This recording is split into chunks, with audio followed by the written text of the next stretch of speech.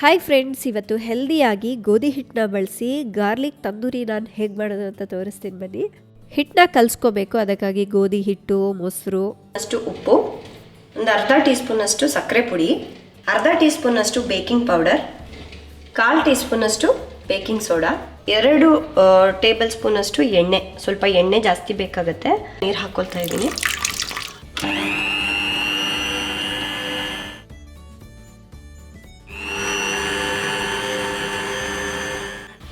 ಈ ಥರ ಚೆನ್ನಾಗಿ ಮೆತ್ತಗೆ ಕಲಿಸ್ಕೋಬೇಕು.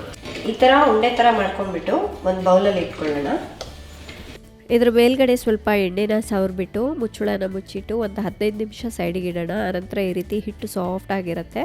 ಇದಕ್ಕೆ ಸ್ವಲ್ಪ ಒಣ ಹಿಟ್ಟನ್ನು ಹಾಕಿ ಚೆನ್ನಾಗಿ ಲಟ್ಸ್ಕೋಬೇಕು.